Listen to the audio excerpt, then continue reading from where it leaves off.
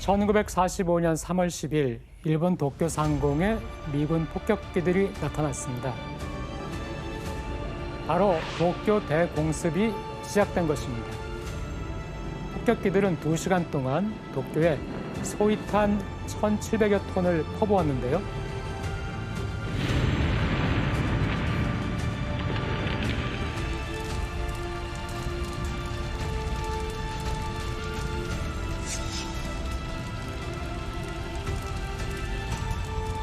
도쿄에서 사망한 인구가 8만여 명, 중상을 입은 사람들이 4만여 명이고요. 결국 도쿄 대공습에 이어 히로시마와 나가사키의 원자폭탄이 떨어지면서 일본 제국은 끝내 패망하게 되고야 말았습니다.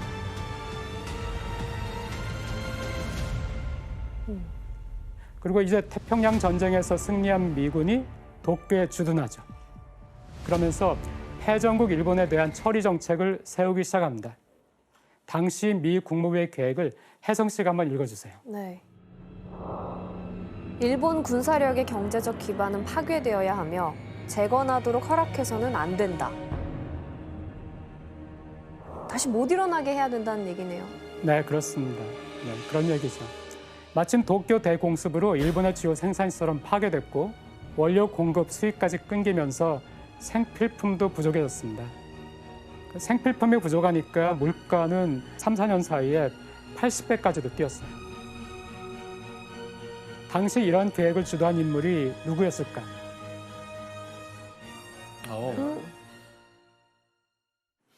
네, 지금 쇼와 천황 옆에 서 있는 사람이 누군지 아시겠죠? 네, 메가다. 네, 그렇습니다. 아야 씨는 메가더 장군 어떻게 알고 계세요? 네, 일본에서도 의외로 호의적으로 받아들였었다고 해요. 그러니까 미국이 들어오면서 그러니까 민주화도 진행되고 좋게 생각하는 것 같은데 매일 1,000여 통의 편지가 그 메가더 장군 앞으로 보내줬다고 해요. 천 통의 편지가 매일 왔다고요? 와. 그 정도로 정경도 받았었던 것 같아요. 메가더 장군이 전후에 도쿄에 머물면서 군정을 실시했습니다. 그러면서 미쓰비시 등 전범 기업에 전쟁의 책임을 물어서 그 기업들의 주식을 내놓게 했고요. 또 일본 기업들의 규모를 축소시키는 등 강력한 제재를 시행을 했습니다. 메가더 장군의 계획은 잘 실행이 됐나요? 그렇지 않습니다. 이때 미국의 자유주의 진영과 소련의 공산주의 진영으로 갈라진 이른바 냉전 시대가 본격적으로 시작된 것입니다.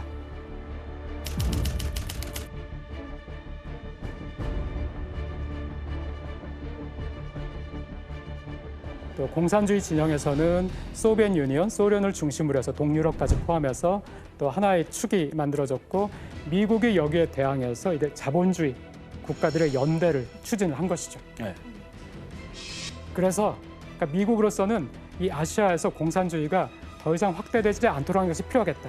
이런 생각을 하게 됐고 그때 바로 미국이 선택한 것이 일본입니다. 공산주의를 막을 수 있는 자본주의의 보루.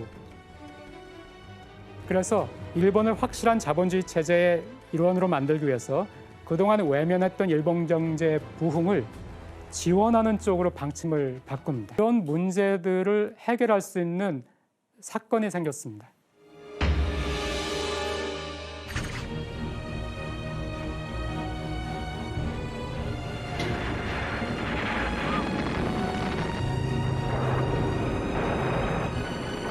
당장 공산주의 위협이 한반도에서 벌어진 거예요. 그래서 미군은 한국과 거리가 가까운 일본을 한국 전쟁의 병참기지로 삼게 된 거예요. 미군의 요청으로 일본 기업들은 군수품을 적극적으로 생산해내고 전쟁 물자의 대부분을 일본에서 조달을 했죠. 그 당시의 사진을 한번 보겠습니다. 공장이 완전 풀 가동이었겠네요. 첫 번째 사진은 미군에게 주문받은 조명탄을 제조하는 일본 공장의 모습이고요. 두 번째는 정비장에서 일본의 기술자들이 미군 항공기를 수리하는 모습입니다. 일본의 산업 기반은 파괴가 됐지만 2차 세계대전 당시 전투기와 전차를 생산했던 미쓰비시 같은 일본 기업들의 기술력은 여전히 살아 있었으니까요. 한국 전쟁을 기점으로 해서 그 기업들이 다시 부활할 수 있게 됐습니다. 일본 경제를 얼마큼 도와준 건가요? 그 학자들의 추산에 의하면은 직접 효과, 간접 효과를 모두 포함했을 때 36억 달러 정도의 경제 효과가 있었다. 36억 달러 정도의 경제 효과가 있었다 하는데요. 이 1951년에 일본 정부의 예산이 22억 달러였습니다. 물론 1년 만의 경제 효과는 아니고요. 그 3년, 4년에 걸친 경제 효과가 그 정도가 될 것이다라고 학자들은 추산을 하고 있습니다. 그런데 전후에 쓰러진 일본 경제를 되살린 것은 한국 전쟁뿐만이 아니었습니다. 1951년에는 샌프란시스코에서 일본 경제가 새로운 전환점을 맞게 됩니다. 샌프란시스코? 샌프란시스코? 모양 바르고 있네.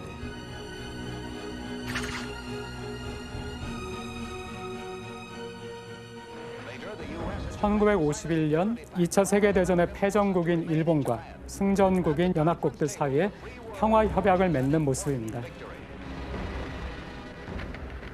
The signing of the Treaty of Peace this morning and the signing of the bilateral security agreement between the United States and Japan, from which I have just come, opened the door for Japan to enter the Committee of Nations.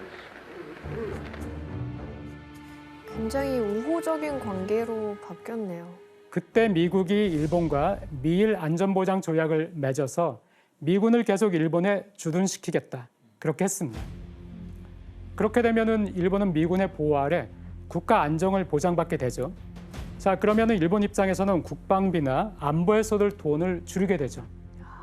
네. 그래서 경제에 더 집중을 할 수 있게 됩니다. 그 비유를 하자면 뭐 월급을 타면 우리가 뭐 생활비도 내고 막 이것저것 쓸 돈이 많은데 월급 탄 걸 100% 투자할 수 있게 된다는 느낌인 거잖아요. 네, 맞습니다. 와, 그러니까 경제 발전만 하면 되니까. 네. 이렇게 기업들에 투입된 자본을 바탕으로 일본은 산업을 육성해 나가기 시작했습니다. 일본 정부는 2차 세계대전 이후에 손상된 산업 기반 시설 복구에 자금을 투입해서 고도 성장의 기반이 되는 선철, 철강 이런 것들을 복구를 시켰고요. 그 패전 이전에 일본 경제를 이끌었던 미쓰비시 중공업이나 도요타, 닛산 이런 중화공업 분야들의 기업들이 부활하기 시작했습니다. 막 한참 경제 성장을 꿈꾸는 일본에게 미국이 뭐 지원을 해준 게 따로 있나요? 지금 전 세계에서 가장 이슈가 되고 가장 논쟁이 되는 산업이 하나 있어요. 비트코인? 부동산? 주식? 아니요, 그것보다 누가 이 산업의 패권을 장악하느냐를 가지고 반도체? 맞습니다. 반도체입니다. 그 반도체라는 것이 처음 개발된 곳이 미국이죠. 미국이 특허를 가지고 있었어요. 네, 그랬는데 미국이 특허를 오픈을 한 거예요. 쿨하게 그냥 그냥 갖다 일본도 쓰라고. 해도 돼. 네네. 그래서 일본에서 이제 그 반도체 기술을 배워올 수 있게 된 거예요. 왜 풀었죠? 미국이 그럴 리가 없는데. 우리 착해요, 은근히.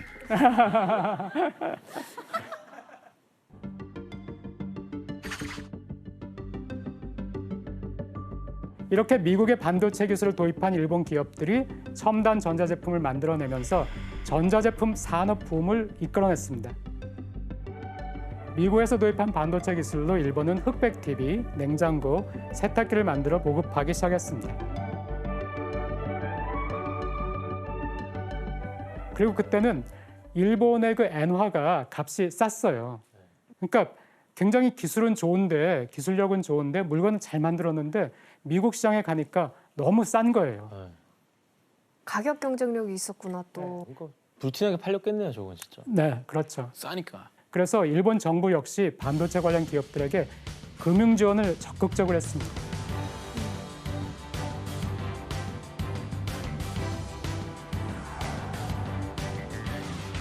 심지어 1964년에 일본이 세계 최초로 시속 200km를 달리는 초고속 열차 신칸센을 개통합니다.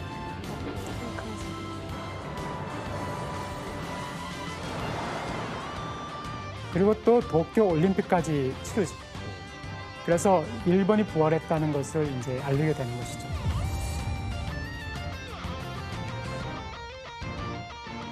수출액을 보더라도 1960년과 65년의 수출을 비교하면은 그 5년 만에 수출액도 2배 이상으로 뛰었고요.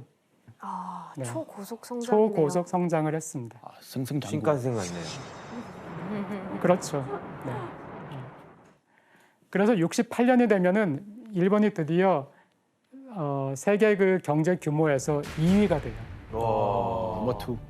넘버 투. 네, 넘버 투. 미국을 진짜 바짝 쫓아가서. 전쟁 끝나고 20년 만에. 그렇습니다. 아, 엄청 빠르. 그런데 과거 안보와 경제를 맞바꾼 일본과 미국 두 나라의 관계에 미묘한 변화가 일어나기 시작하고 있었습니다. 세계 경제 패권을 미국이 잡고 있었습니다. 네. 그런데 이 경제 패권이 위협받기 시작한 거예요. 일본한테 이걸- 넘어갈 네, 수 있는 그렇죠. 거네요. 1960년에 미국 시장을 깜짝 놀라게 한 전자제품이 하나 있었습니다. 어떤 건지 한번 보세요. 지금 제가 봐도 놀랍거든요. 뭐죠?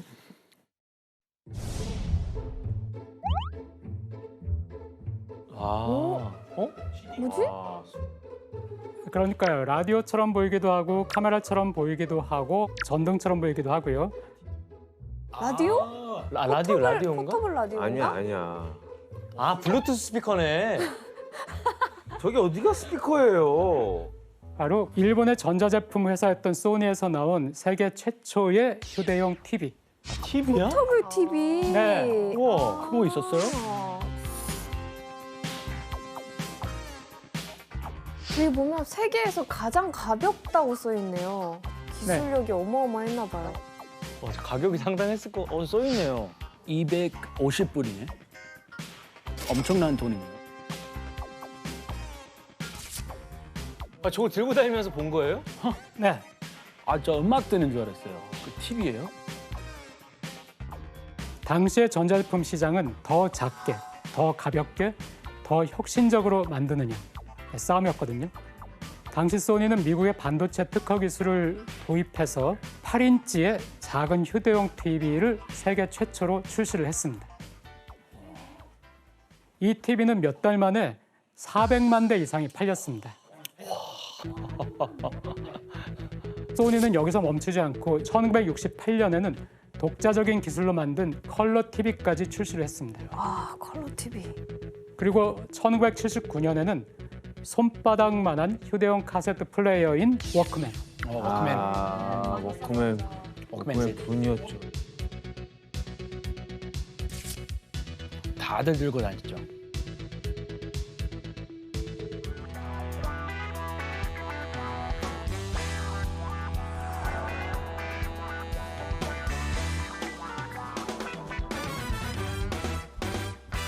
특히 이 워크맨은 4억 대 가량이 팔렸습니다. 와, 4억. 4억 대요? 이렇게 일본의 전자제품은 편리함과 트렌드를 중시하는 시대 흐름에 발맞춰서 미국과 세계 시장을 장악하기 시작했습니다. 저렇게 막 나오고 할 때 우리나라에서도 그 메이드 인 재팬 맞아요. 하면은 뭔가 이 품질 보증 같은 것처럼 쓰일 때가 있었는데 크리스 씨 미국에서는 어땠어요? 메이드 인 재팬. 제가 어릴 때만 해도 뭔가 품질 좋고 믿을 수 있는 그런 제품이 많이 나왔었어요. 그래서 집집마다 다 없는 집이 없었어요. 뭐 컬러 TV, VCR 다 일본 거였고 이거 카메라 다 일본 거 뭐 많았고 그만큼 미국 생활에 이 일본산 제품들이 파급력이 어마어마했어요 그때.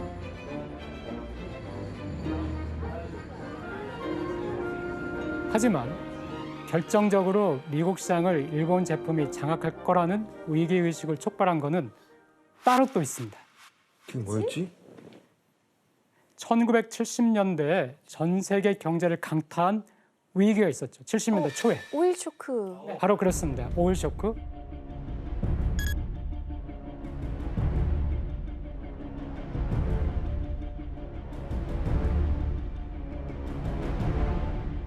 이 오일 쇼크가 미국 시장에서 일본 제품에 대한 열풍을 불러일으켰습니다. 아 그래요? 차인가? 아, 차네. 네, 그렇습니다. 바로 자동차. 내 생애 첫 차. 아, 진짜요? 시빅.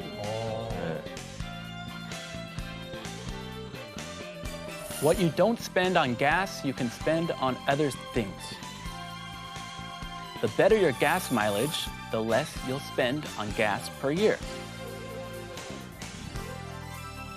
일본 자동차 회사인 혼다가 고속도로에서 리터당 17km를 가는 연비가 아주 좋은 차를 최초로 개발을 했습니다.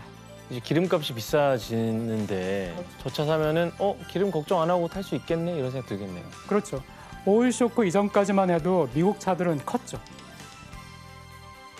네, 큰 대형차들을 미국 사람들이 선호를 했죠. SUV. 근데 이제는 오일 쇼크로 휘발유 값이 너무 오른 거예요.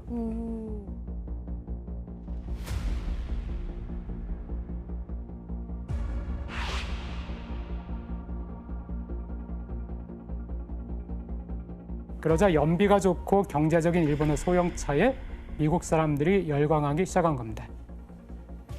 당시 광고 영상을 또 하나 보세요. You know, if I could find a car built like me for under 3,000, I'd take it in a second. You asked for it. The new Toyota Corolla two-door sedan. Toyota cars are built for the long haul. 9 out of 10 in America are still on the road, still getting the kind of mileage Toyotas are famous for. This Corolla sticker price under $3,000. 49 Highway 36 City. And you get Toyota durability and reliability at an incredibly low sticker price. Toyota, it's just common sense.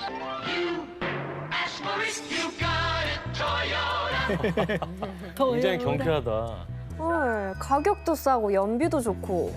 급기야는 1980년 일본은 미국을 제치고 세계 최대 자동차 생산 대국의 자리에 오르기까지 합니다. 밀렸네요. 이런 일본 제품이 미국에서 큰 인기를 끌면서 미국의 제조업이 전반적으로 경쟁력을 잃어가기 시작했죠. 당시 미국은 오일 쇼크로 엄청난 타격을 입으면서 물가가 15% 정도까지도 치솟았거든요. 거기다가 기업의 생산성까지 낮아지면서 경기 침체가 일어나고 실업자가 늘어나니까 미국 사람들의 삶이 팍팍해질 수밖에 없었죠. 분노 게이지만 올라가는. 이때 이런 일본 제품의 인기에 불만인 이들이 있었습니다. 있지. 바로 일본 소형차에 밀려 타격을 입은 미국 자동차 회사들이었습니다. 미국이 일본과의 그 무역에서 계속 적자가 발생을 한 거예요. 여기 보시면은 미국이 대일 무역에서 얻게 된 흑자와 적자를 보여주는데요. 야, 이거 뭐 네? 흑자가 없는데요?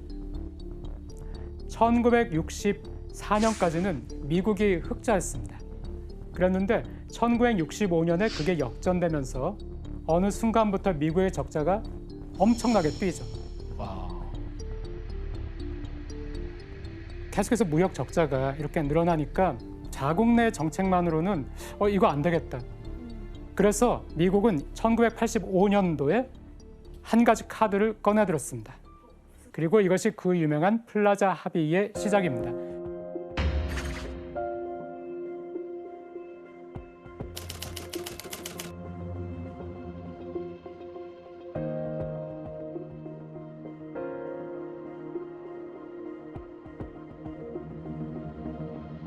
세계 무역의 불균형이 너무 심하다는 거예요. 그래서 이걸 해소하기 위해서는 특단의 조치가 필요하다는 것이 미국의 주장이었습니다. 특히 미국이 가지고 있는 무역 적자에서 가장 큰 자리를 차지하고 있던 일본을 겨냥하게 됩니다. 그래서 미국은 달러 값은 내리고 엔화나 다른 나라에 통하는 그 값을 올리자고 미국이 제안을 하는 거죠. 예를 들어서 미국 사람이 이 볼펜을 만들었어요. 1달러가 240엔이었어요. 이거를 일본 사람한테 팔아요. 그러면 일본에서 얼마를 받겠어요? 240엔을 받죠. 자, 그런데 120엔이 됐어요, 1달러가. 이제는 120엔 받으면 되죠. 옛날에 이걸 살려면은 240엔이었는데 지금 이걸 살려면은 120엔밖에 안 돼요. 반값이 네, 싸진 됐네요. 반값이죠. 이걸 반대로 생각하면은 일본 제품은 또 2배로 비싸지는 거예요. 미국 땅에서. 그렇죠. 네.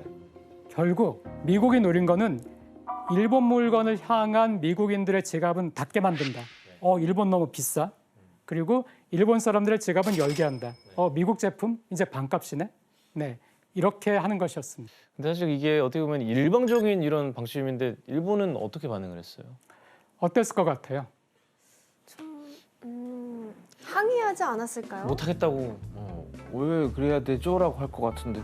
네, 그럼 당시의 기사로 확인을 해보겠습니다. 네. 못 읽겠는데요? 시장에 네, 그다음은 뭐죠?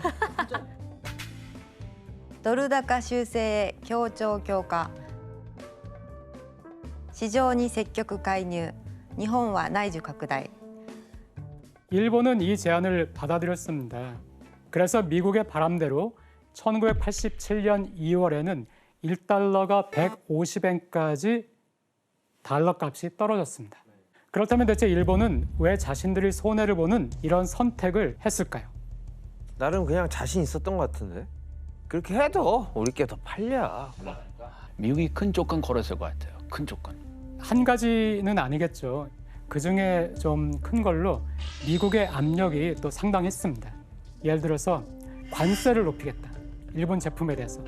거기에다가 안보 조약으로 인해서 미국이 일본의 방위비를 또 일부 떠안고 있었습니다. 이런 여러 가지 상황을 고려했을 때 일본으로서는 안 돼, 이렇게 반대할 수는 없었습니다. 그럼 마지못해 한 거네요.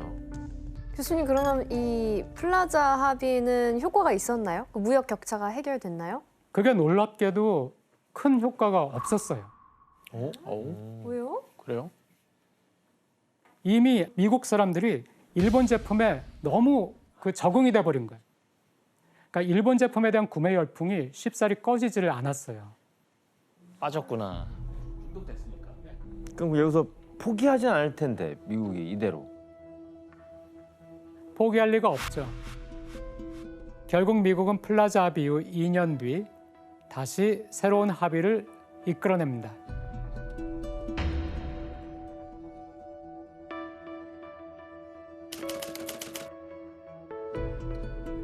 이번에는 경제대국 7위까지 나라들이 모였습니다. 미국은 일본에서 미국 제품이 잘 팔리도록 일본 시장을 더 크게 만들어 달라는 거예요. 오히려. 네, 일본 사람들이 소비를 더 많이 할 수 있도록. 금리를 낮추라 그러나? 맞습니다. 플라자 합의 때는 5%였는데 2.5%까지 낮췄다가 다시 2%까지. 네, 그 당시로서는 파격적으로 낮은 금리가 됐어요. 네. 그러면 기업이나 사람들이 돈을 엄청 빌리겠네. 그렇죠. 네.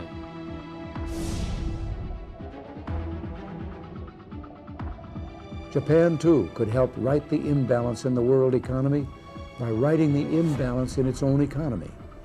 It's time for Japan to let free the pent-up consumer demand in their nation. 교수님, 이번에는 미국의 계획이 딱 들어맞았나요?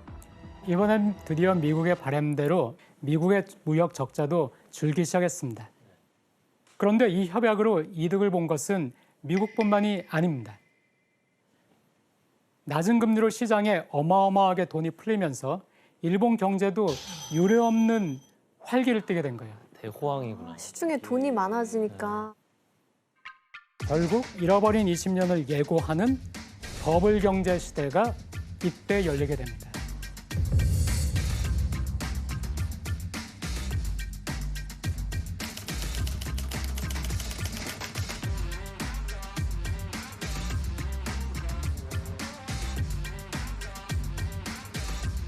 수출과 내수 시장 활성화로 일본 기업들은 사상 최대의 호황을 누리게 됐고요. 정부는 금리를 낮추는 정책으로서 그 기업들을 지원했고, 이렇게 키워나간 몸짓을 유지하기 위해 일본 기업은 더 많은 인재가 필요하게 됐죠. 청년 인구가 막 느는데도 일자리가 더 빨리 느니까 청년 한 명당 일자리가 한 1.5개쯤 되는 거예요. 아, 사람보다 일자리 수가 더 많은 거예요? 그렇죠.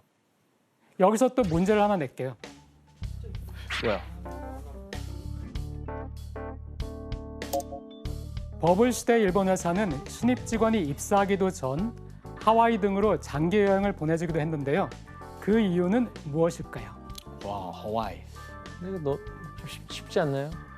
정답. 네, 합격하고 나서 혹시 도망갈까 짤까 봐 봐? 일단 여행을 보내놓고 보는 거죠. 정답입니다. 아, 다른 회사 면접 보지 말라고. 하와이 가 있어. 일본에 있지 마.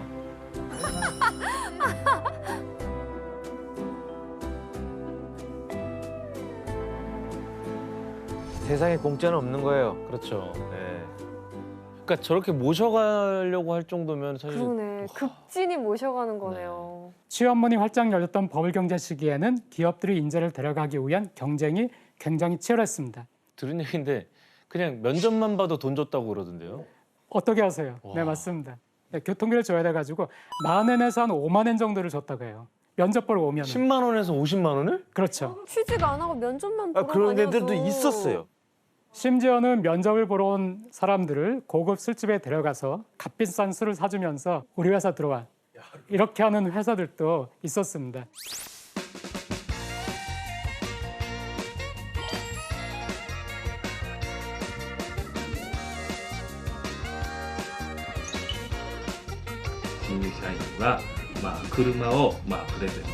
차를 산 거야. 차를 뽑아준다고요? 야, 씨. 와. 우와. 이럴 수가.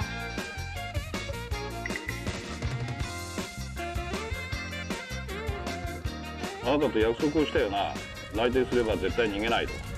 야, あなた逃げませんって言ったじゃん。 야, 이거 영상을 보니까 어떠세요? 완전 가불이 바뀌었는데요? 좋은 인재를 잡아두려고 하다 보니까 연봉도 점점 높아졌어요. 아, 좀 통이 컸어. 부러워요. 뭐 신입 사원들은 신났네요. 반대로 이제 기업 입장에서는 인재 구하기 힘들고.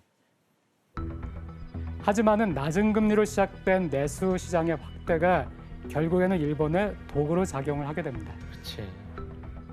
왜냐하면은 은행에서 돈을 빌리는 것에 대한 부담이 낮아진 일본 기업과 일본인들은 재테크 수단으로 대출받은 자금을 사용하기 시작했습니다. 그리고 그 재테크를 위한 방법으로 너도 나도 부동산에 투자를 하게 된 거죠.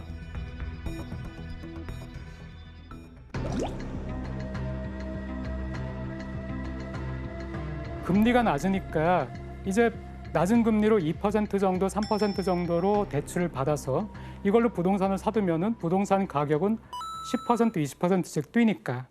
네. 그러니까 이 부동산은 뭐 불패다, 절대 떨어질 일이 없다. 하니까 안전한 데다가 수익도 좋으니까 부동산에 투자를 하게 됩니다. 그게 저금리 시대였기 때문에 더 가능한 거였네요. 그렇습니다.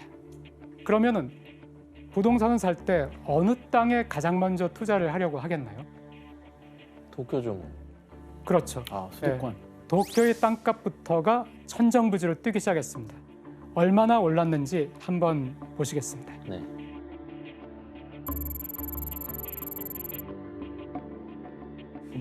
와, 이제 다 올랐네 그냥. 1984년을 100으로 뒀어요. 그때 만약에 100만 엔이었으면은 그게 84년부터 90년까지 6년이죠. 6년 사이에 300만 엔이 됐다는 얘기예요. 3배가 뛰었네요. 네, 네, 많이 올랐네요. 네. 도쿄가 3배가 올랐는데 일본의 평균 땅값도 2배는 다 올랐어요. 네. 실제로 도쿄에서 인구가 가장 밀집된 세타가야구라는 곳이 있습니다. 네. 여기 아파트 한 아파트가 1987년에 1억 엔으로 분양을 시작했는데 4년 뒤에 3억 2천만 엔으로 네, 아, 3배 이상 가격이 뛰었습니다. 게다가 당시 도쿄의 번화가 긴자에서 기름 맥주 총판장이 있었던 메이저 빌딩. 네, 여기가 가장 높은 땅값을 자랑하는 곳이었거든요. 91년 이곳의 가격이 평당 약 12억 원을 넘겼습니다. 와, 평당 평당 12억? 네, 그것도 30년 전에. 와우. 그 국민 맥주 건물이 네네. 기린 맥주. 내 집이 1억이에요. 1억이면은 보통 8천만 원 정도까지 대출을 해주죠. 많아봐야. 그런데 그게 아니고 1억인데 120%, 1억 2천까지 대출을 해주는 거예요. 이렇게 산 부동산을 은행 담보로 대출을 받아 또 다른 부동산을 사고, 새로 산 부동산을 담보로 또 대출을 받아 부동산을 계속 늘려가는 방식으로 투기를 하는 사람들도 생겨나기 시작했습니다. 그럼 대출이 생길 수 있는 상황이네요. 그런 상황이었습니다. 너무 위험한데? 아야 씨도 이런 이야기 들어보셨죠? 네네. 그 당시에 은행끼리 경쟁이 붙어서 부동산 담보대출을 2%의 금리로 대출해주겠다라고 어느 은행에서 하면 다른 은행에서는 1.5%의 금리로 대출을 받을 수 있게 해주겠다. 이런 식으로 해서 경쟁을 했었다고 해요. 은행끼리 경쟁을 했구나. 그런데 이런 현상이 지속이 되면은 여기에는 부작용도 있죠. 도쿄의 땅값, 집값, 거기에다가 외곽집까지 집값이 점점 오르니까 집이 없는 사람들은 벼락까지 된 거죠. 서민들은 도쿄에서 절대 못 살 거 아니에요. 그렇죠. 꿈도 못 꾸네요. 그렇죠. 그때 일본의 수도인 도쿄는 뉴욕, 런던과 함께 세계 3대 도시 중 하나로 떠오르면서 도쿄 땅을 팔면은 미국 전체를 살 수 있다. 전체를. 들어봤어요. 또 도쿄 중심가의 항공을 팔면은 캘리포니아 전체를 살 수 있다. 아유. 네, 이런 믿기 어려운 그런 얘기들이 그때는 넘쳐났었습니다. 그럼 이렇게 부동산 가격이 오르는데 대책은 뭐 없는 건가요? 그때는 5.2%였던 GDP의 실질 증가율이 3.3%까지 떨어졌었거든요. 근데 이제 금리를 낮추고 내수 경기를 막 활성화하고 이렇게 하다 보니까 이 실질 GDP의 증가율도 4.7%, 6.8% 이렇게 오르고 있었어요. 그러니까 경제도 좋아지고 하니까 일본 사람들이 자신감이 있어서 이거를 극단적인 버블이라고까지 생각을 못했고, 또 일본 정부에서는 금리를 내렸으니까 일본 기업들이 기술 투자하고 설비 증진하고요. 이렇게 하면서 경제가 더 발전할 거라고 생각했는데 기업들까지 부동산 투기에 나선 거죠. 그리고 재미있는 것이 이런 부동산 투자가 일본 국내에서만 있었던 것이 아닙니다. 해외 부동산도 막 사들이나요? 아 맞아. 네, 그렇죠. 해외에서. 바로 그중 한 곳이 미국이었습니다. 하와이 많이 샀지. 와, 맞아요. 그 우리 아빠한테 많이 들었던 것 같아요. 그 당시에 일본 사람들한테, 일본 회사한테 땅이 엄청나게 팔렸다. 네. 특히 와이키키 해변의 호텔과 콘도의 60%가 일본인 소유였다고 하고. 대단하다. 그리고 하와이는 조금 그 아픈 역사 있잖아요. 그 진주만 공습당했던 땅이니까 이제 일본인의 땅이 일부가 되니까 조금 더 화가 났던 분들이 많았던 것 같고. 네. 그리고 일본 기업들은 1986년을 시작으로 뉴욕의 티파니 빌딩, ABC 본사 등 미국 중심가에 있는 상징적인 건물까지 사기 시작했습니다. 랜드마크들. 그리고 일본 기업들은 미국의 대표적인 빌딩을 사들이면서 미국 전역을 더 충격에 빠뜨렸습니다.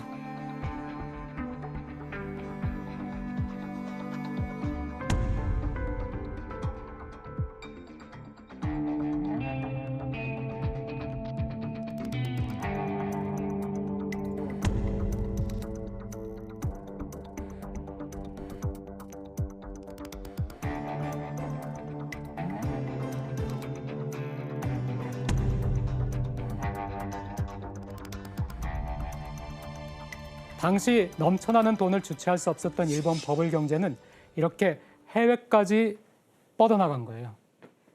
주가가 천정부지로 올라간 1989년 12월 대부분의 주식 전문가는 1990년에 주가가 더 상승한다고 예측을 했습니다. 하지만 1990년 새해가 되자마자 주식은 곤두박질 치기 시작했습니다.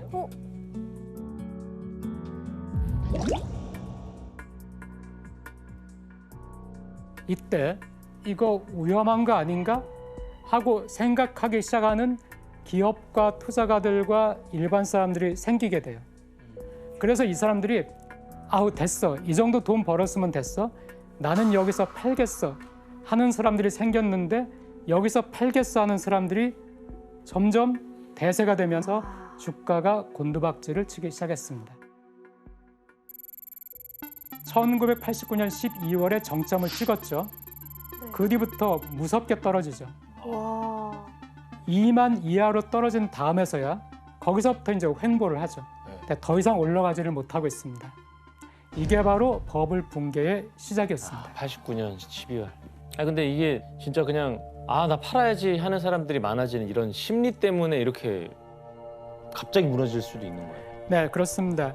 주변 상황에서 계속 오른다 하면은 오를 것 같으니까 사게 돼요. 맞아요. 네, 그런데 한 번 떨어져 가지고 위험을 감지하면은 그때는 빨리 팔아야 되겠다. 네. 이렇게 되는 것이거든요. 불안해서. 근데 저는 이 원리를 잘 이해를 못해서 어려운데 네. 팔아서 저런 상황이 네. 온다고 하면 네. 누군가는 살 거 아니에요. 그렇죠. 사는 사람보다 파는 사람들이 더 많으면은 거래는 이루어지지만 가격은 떨어지면서 거래가 이루어지는 거예요. 가격을 낮춰서 그렇구나. 그렇죠. 가격이 떨어지면서 거래가 이루어지는 거예요. 그런데 그 일본의 중앙은행은 이제 이게 버블이라고 판단을 한 거예요. 그래서 금리를 계속 올려가지고 6%까지 올리고 대출 규제를 더 강화를 한 거예요. 지난 몇 년 동안에 저금리니까 은행에서 최대로 대출을 받아서 투자를 했던 일본인들은 이제 채무 부담이 다가오는 거예요. 금리가 높아졌어. 오, 이제 이자 비용이 엄청 커지잖아요. 그렇죠. 이자 비용이. 이렇게 되니까 사람들이 빨리 내 집 팔아가지고 이 빚 갚아야 되겠네? 이렇게 되니까 쏟아져 나오는 매물에 부동산 가격이 점점 떨어지게 되죠. 그게 크네. 그런데 이런 사례가 이제 일본에서 속출하기 시작했습니다. 문제는 그 다음이었습니다. 부동산과 주식을 팔아도 대출금을 갚지 못하는 사람들이 늘어나면서 상환이 어려운 부실채권이 쏟아져 나오기 시작한 것입니다. 이 부실채권의 규모가 93년에 약 13조 엔에 달했다는 보고가 있고요. 이것이 90년부터 96년까지 금융기관 16군데가 도산을 하게 됐습니다. 줄도산을 했구나. 네, 이때부터 이제 우리가 얘기하는 잃어버린 20년의 서막이 열리기 시작한 거죠. 네, 그래서 이제 버블을 부추긴 은행들, 대출을 막 부추긴 은행들, 이 은행에 대한 그 복수심 때문에 복수를 강행하는 사건도 있었습니다. 阪和銀副頭取射殺される中年の男部長呼びかけ数発和歌山出勤の車を襲う名古屋住銀支店長射殺される後頭部に貫通の傷マンション自室前 무시무시하죠. 그러네요. 정말 무시무시하네. 이게 모두 1년 사이에 일어난 일입니다. 두 사건 모두 은행원이 살해됐잖아요. 네, 그래가지고 그 점에서 주목을 끌었는데 가장 유력한 것은 버블 경제가 붕괴된 이후에 원한을 가지게 된 그 야쿠자 조직에서 살해한 것이다 라는 소문만 굉장히 무성했는데 하지만 결국 범인은 잡히지 않았습니다. 스미토모 은행에서는 융자부 직원 40여 명에게 방탄조끼를 나눠주기도 했습니다. 그럴만하지. 이렇게 죽어나가는데 정찰 없는 나라에. 네, 그렇습니다. 이런 은행권 등 기업 테러가 1992년부터 이때까지 약 19건에 달했고요. 은행들의 이런 부실 채권이 나중에는 약 800조 원까지 되는 것으로 추정이 됐기도 했고요. 그중에 약 40% 정도는 야쿠자와 연관이 있는 기업에 대한 대출이 아닌가 이런 의혹도 있었습니다. 버블 경제 붕괴로 혼란해진 사회 분위기와 돈을 갚지 못해 한순간에 빚더미에 오른 일본 사람들 사이에서는 새로운 유행도 나타나기 시작했습니다. 바로 백엔숍이라는 것이 생겼습니다. 있어요. 가봤어. 그래. 다 백엔이에요. 100엔으로 다 살 수 있어. 네. 백엔. 그리고 또 유니클로. 유니클로가 이때 인기를 끌게 됐습니다. 왜냐하면 저렴한 가격에 좋은 옷을 공급한다는 것이 유니클로였거든요. 이렇게 버블 경제가 무너지니까 일본은 순식간에 또 수렁에 빠지게 됐고요. 금리가 아까 6%까지 올라갔다고 했죠. 일본 정부가 놀란 거예요. 일본 은행이. 이거 너무 올렸구나. 지금 이게 큰 문제가 되네. 해가지고 이번에는 또다시 3년 만에 계속 내려가지고 1.75%까지 또 내렸어요. 그때까지는 정부도 일본 사람들도 또 외국까지도 이걸 일시적인 경기 후퇴로 생각을 한 거예요.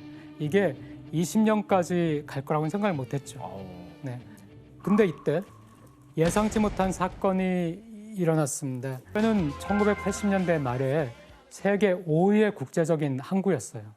그래서 그 연간 교역량이 한화로 약 64조 원에 달하는 일본의 4대 무역항 중에 하나였고요. 일본 무역량의 약 11% 정도가 고베항에서 이루어졌습니다. 교수님, 근데 고베에서 무슨 일이 일어난 건가요? 1995년 1월 17일 고베에서는 일본의 산업 기반을 무너뜨리고 또 경제 회복의 의지에 찬물을 끼얹는 일이 발생을 했습니다. 바로 고베 대지진으로 알려진 한신 아와지 대지진이 그때 일어났습니다. 대지진이 있어.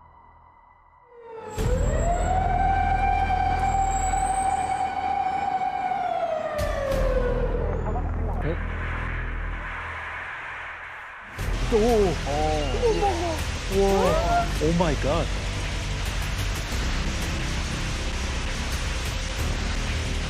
오, 7.3이 저 정도면 새벽에.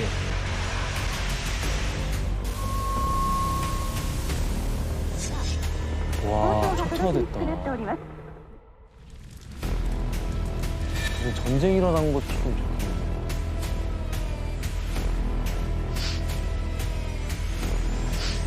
아, 저 사진 많이 봤어요. 물을 저게 사진이 진짜 많이 신경 썼어요.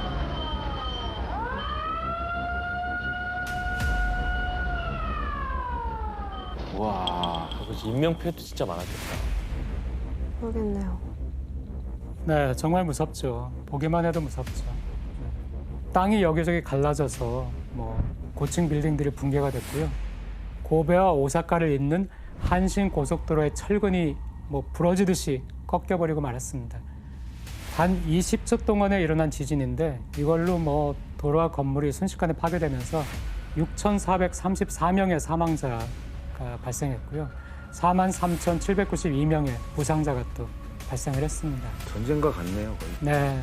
그리고 또 옛날 목조 주택이 많은 곳이었는데 거기에서 이 지진으로 10만 채가 넘는 주택이 파괴가 됐고요. 또 지진이 발생하면은 의외로 또 화재가 발생을 해요. 그래서 이 화재로 많은 사상자가 발생을 했고요. 이곳이 지진으로 무너지면서 고베항의 항만 시설 대부분이 파괴되죠. 그래서 이 지진으로 도산한 기업이 한 달 반 동안에 22곳 도산을 했고요. 또 1997년 말까지 3년간 약 394건에 달하는 기업 도산이 있었습니다. 그런데 이 대지진의 여파가 여기에서 또 끝이 아니었어요. 고베에서 큰 지진이 나니까 피해 복구를 위해서 돈이 필요하죠.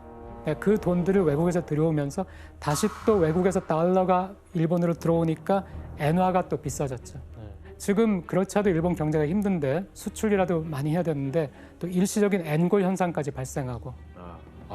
설상가상이네요. 네, 그렇습니다. 그래서 일본 은행에서는 더 금리를 낮췄어요. 아까 1.75%까지였는데 또 0.5%까지. 0.5%? 거의 제로. 거의 없는 거네요. 0.5%까지. 네. 하지만 0.5%까지 금리를 낮췄는데도 기업들이 힘들었어요. 왜 그랬을까요? 왜 힘들었을까요? 기업들은 왜 살아나지 못했을까요? 돈을 사람들이 안 쓰니까. 돈을 빌릴 수 있어도. 네. 내수 경기가 좋지 않으니까 일단 기업들도 힘들었고요. 그런데 거기에다가 기업도 많이 돈을 빌린 거예요. 빌려가지고 부동산이나 주식에 투자를 한 거예요. 근데 빌린 돈은 그대로 있잖아요. 이거는 깎이지가 않죠. 그러니까 금리를 아무리 낮춰줘도 이제 더 이상 빌릴 수가 없는 거예요. 사업을 해가지고 조금이라도 이익이 나오면은 이거를 빚을 갚는데 급급한 거예요. 그러니까 설비 투자도 할 수가 없고 또 기술 개발을 위한 R&D 투자도 힘들고요. 그래서 점점 힘들게 되는 것이죠.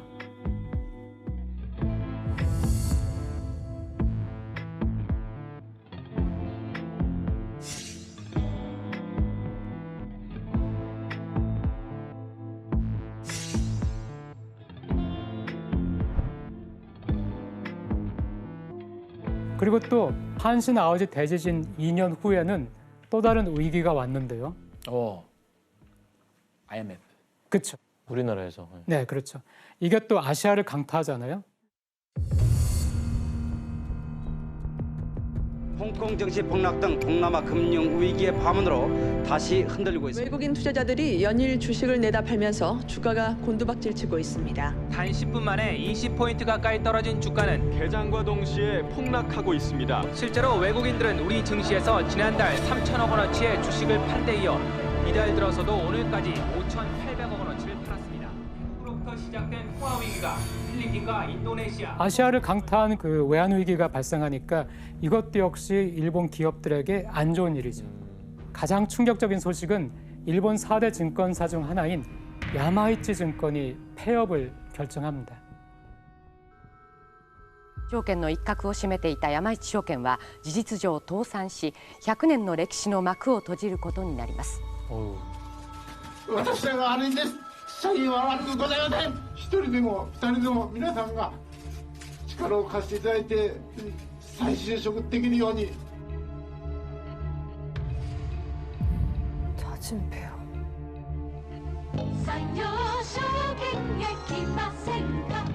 산요증권도 폐업. 타산한 홋카이도 다쿠쇼쿠 은행은 1900년에 설립돼서 지난 1세기 동안 홋카이도 경제를 뒷받침해온 굴재 은행입니다. 일본에서 전국 규모의 은행이 무너진 것은 사상 처음입니다. 北海道の歴史そのものですので、本当に悲しく残念に思ってます。町銀のように潰さずに置いてほしかったんですよね。どうしてそれできなかったんでしょうね。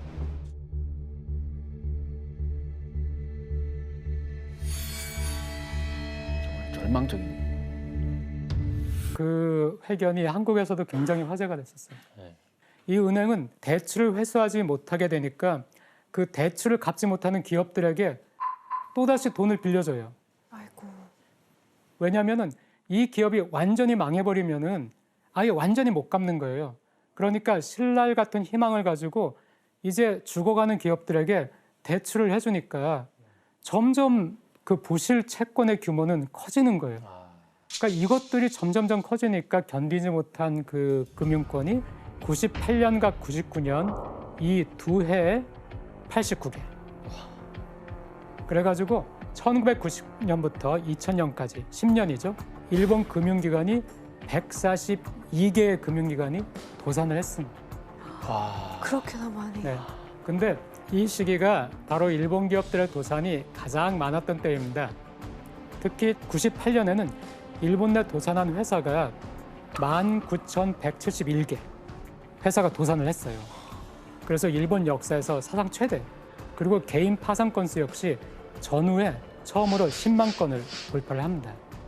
그 전년도에 비해서 1.5배나 급증을 했습니다. 그리고 이때 주식과 부동산 가격이 폭락하면서 빚더미에 앉게 된 이들이 극단적인 선택을 하는 거였어요. 1997년에는 2만 4천여 명이었는데 그 다음에 3만 2천 명으로 늘어났고요. 또 그 다음에는 3만 3천 명. 2003년이 그 최악이었는데 2003년에는 자살 사망률이 가장 높았어요.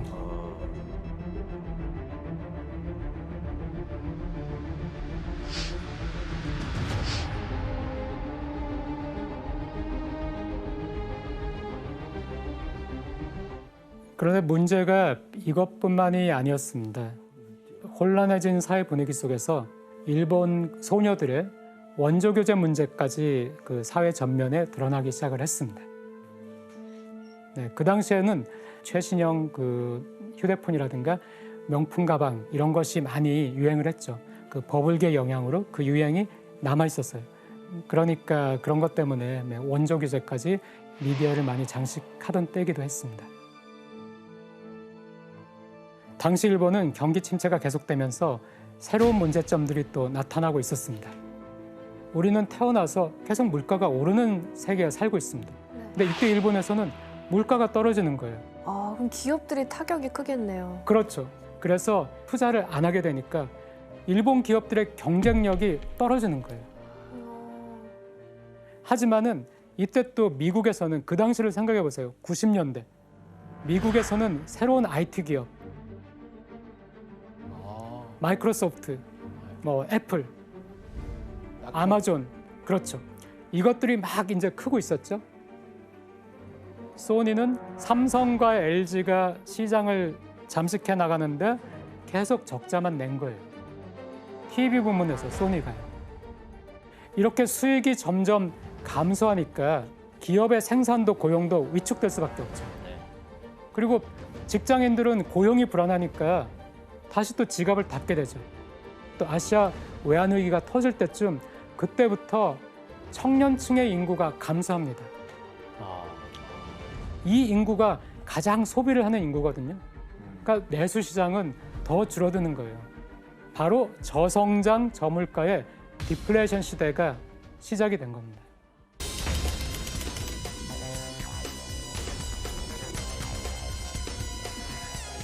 자, 여기서 일본이 뭐 죽을 수는 없겠죠. 그러니까 일본도 뭔가를 하려고 하죠. 일본 정부는 이 문제를 해결하기 위해서 금리를 이제는 제로 수준까지 낮춰요. 네, 제로 수준까지 낮춰가지고 기업이나 개인이 좀 돈을 빌려가지고 쓰도록 유도를 하려고 했습니다. 그래서 버블 붕괴 후에 일본의 만성적인 경제 문제가 된 이 디플레이션을 잡기 위해서 2001년에 용감하게 나선 사람이 있었습니다.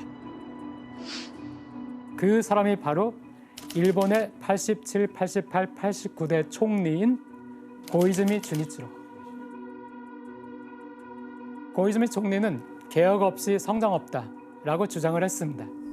우리도 뭔가 효율적으로 한번 바꿔보자 이렇게 해가지고요 강력한 그 구조 개혁을 하기 시작했습니다. 그래서 예를 들어서 우정 민영화라고 우체국이 공기업이었는데 고이즈미가 이거 안 된다. 우정 민영화 하겠다 해서 민영화를 하고요. 또 부실 채권이 많이 쌓였다겠죠. 고이즈미가 이것도 안 돼. 부실 채권도 해결하겠어.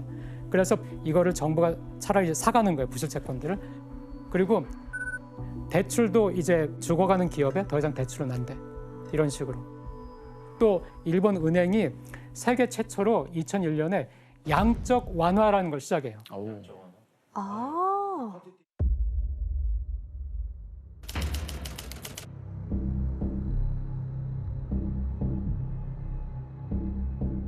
그 돈을 시중에 많이 풀었다는 얘기죠. 네, 그렇습니다. 일본 은행, 중앙은행이 일본의 시중은행들에게 무제한으로 돈을 제공하겠다. 당신이 시중은행에서 돈을 빌리기를 원한다면은 지금 시중은행은 엄청나게 돈이 많다. 빌려가지고 돈을 써라. 이런 식으로 무제한으로 시중은행에 이렇게까지 돈을 많이 풀면은 뭐가 발생한다고 생각했어요? 어떤 일이? 값어치 떨어지고. 돈의 값어치가 떨어지죠. 네. 돈의 값어치가 떨어지는 것이 인플레이션이죠. 그럼 인플레이션도 우리가 기대할 수 있지만은 엔화의 가치가 외환 시장에서 어떻게 되겠나요? 엔화가 막 풀리니까. 떨어져요. 그렇죠. 그럼 엔화가 싸진다는 거죠. 우리가 연태까지 여러 번 봤지만 엔화가 싸지면은 일본 기업들에게 유리하죠. 수출이 되니까. 네네, 그렇죠. 그러니까 그때 일본에서 드디어 터널을 지나가지고 빛이 보인다라는 말이 나왔습니다. 그런데 이때 또 하필이면은 안 좋은 일이 또 다른 위기가 일본을 찾아왔습니다. 또 자연재해 같은 거요? 이번에는 2008년 9월에 서프라임 모기지. 네. 미국에 있던. 네. 리만 브라더스가 파산하면서 이게 전 세계에 충격을 주는 서프라임 몰기지 크라이시스라고 하는 바로 그 전 세계적인 위기가 터진 거예요. 좀 회복할 만하니까 전 세계적인 경제 위기가 다시 왔네요. 네, 그렇습니다. 자, 그런데 전 세계가 지금 또 불황이 닥친 거예요. 2009년부터. 그러니까 미국, 영국, 또 유로 여기에서 일본의 양적 완화를 카피해서 양적 완화를 시작했어요. 그런데 일본이 이때 또 양적 완화를 안 했습니다. 그러면 엔화가 계속 올라가나요? 그렇죠. 일본의 엔화 가치가 마구마구 오른 거예요. 그러니까 일본 기업들은 너무 힘들죠. 지금 엔화 값이 너무 비싸니까. 그런데다가 도요타 같은 경우에는 그때 또 리콜 사태가 미국에서 있었어요. 그 리콜. 네. 그래서 도요타도 그때 영업이익이 적자를 내게 됐고요. 先日来トヨタ車の品質や安全性に関しまして多くの皆様にご迷惑をおかけしまたご心配をおかけしましたことに対し、この場をお借りしまして改めてお詫び申し上げます。 그런데 여기서 끝난 것이 아니라 그 고베 지진처럼 또 2011년도에는 그 일본 지진 관측 역사상 가장 거대한 강도의 지진이 일어났습니다.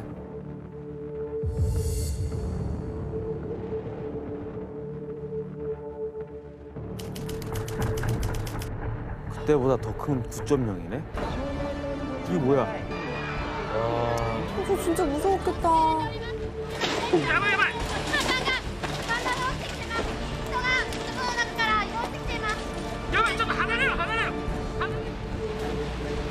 와우.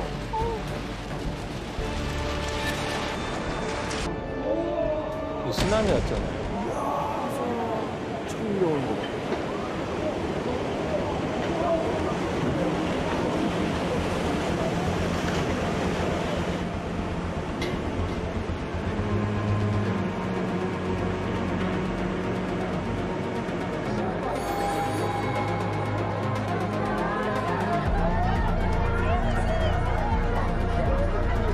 고쳐 군대에 보내.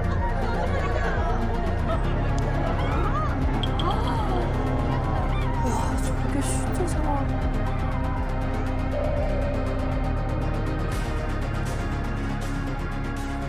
거대한 쓰나미 동반하면서 뭐 하루아침에 마을 전체가 사라지는 이런 일이 있었고요.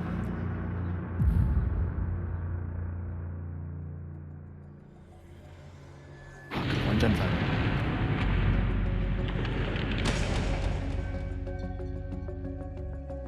그 후쿠시마에 있는 원전기 1, 2, 3, 4호기에서 폭발 사고까지 발생하죠. 아, 저건 진짜 재앙이죠. 그렇죠. 네. 최근 일이라서 기억이 많이 나요. 대학교 1학년 때 일본 여행 가려고 딱 했다가 저 때 원전 폭발하고 그래서 다 취소하고 그랬었거든요. 네.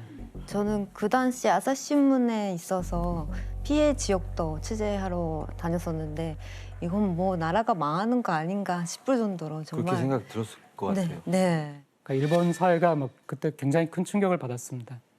그러면 이제 그 타격은 어느 정도 되는 거죠? 이 불황에서?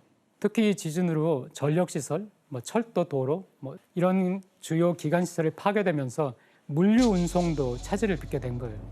그리고 지진의 여파로 인해서 근처에서 그 공장을 가동 중인 그 도시바나, 소니나 파나소닉 이런 주요 전자 회사들도 생산 라인이 그 멈춘 거예요. 지금 지진이 발생했으니까 복구를 해야 되잖아요. 일본 정부의 재정 부담, 그리고 일본 정부가 지고 있는 빚이 더 늘어나게 되고요. 그래서 그 2011년 말 기준으로 하면은 뭐 OECD 34개국 중에서 국가 부채 비율이라는 것이 뭐 압도적인 1위가 됐고요. 그래서 일본의 국가 신용 등급이 하락하는 일까지 뭐 생겼고요. 일본 경제가 또다시 이때 주저앉죠.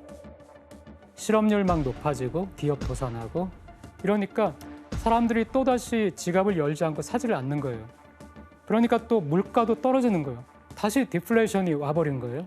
그러니까 일본에서는 아, 이거 안 되겠다. 뭔가가 더 필요하다. 그런데 이때 일본의 경제를 되살리겠다면서 나선 이가 있었습니다. 바로 일본의 전 총리인 아베 신조였습니다. 아베 총리는 무제한으로 돈을 공급해 디플레이션을 잡겠다는 아베노믹스라는 경제 정책을 발표한 것이죠. 그냥 진짜 말 그대로 제한이 없는 양적 완화인 거예요? 네, 우리가 내세우는 GDP 성장률 2%, 물가 상승률 2% 이게 안 되는 이상에는 우리는 더 간다라고 했으니까 그런 의미에서는 무제한이 맞습니다. 계속. 네, 고이즈미 총리 때보다 5배 이상 그렇게 더 강력한 양적 완화를 했습니다. 효과가 있었을까요? 어느 정도? 어느 정도? 대규모 양적 완화를 통해 일본 경제를 되살리겠다는 아베의 의도는 어느 정도는 성공을 했습니다. 취업률도 좋아지고 기업의 영업이익도 좋아지고 실적도 좋아지고 인플레이션도 어느 정도 발생을 하고 많이 좋아졌는데 이때부터 그 일본은 다른 나라와 좀 다른 게 보이는 거예요.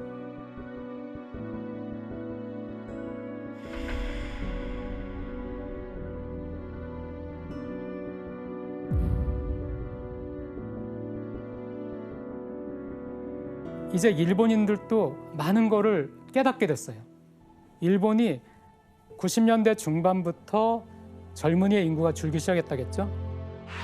굉장히 나이가 많은 나라가 된 거예요. 아, 고령화. 그리고 2012년 정도부터 인구 자체가 줄기 시작했어요.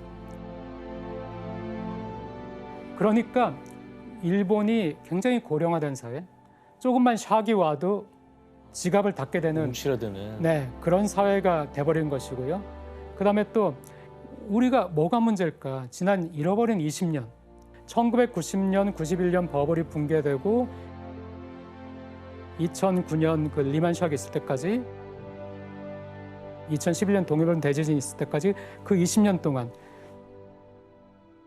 우리는 그 20년 동안을 거의 성장을 못했는데 그 20년 동안에 우리는 무엇을 놓쳤을까 하는 것을 일본 사람들도 당연히 생각을 하게 되겠죠. 어떻게 하면 고용을 안정시킬까? 어떻게 하면 임금을 안정시킬까? 우리는 왜 이렇게 출산율이 떨어졌을까? 이런 것들을 익히면서 이 마지막 10년 동안은 일본이 많은 것을 정리하게 돼요. 일본이 정리한 이것들이 우리에게도 문제가 되는 것이거든요. 일본이 정리한 거.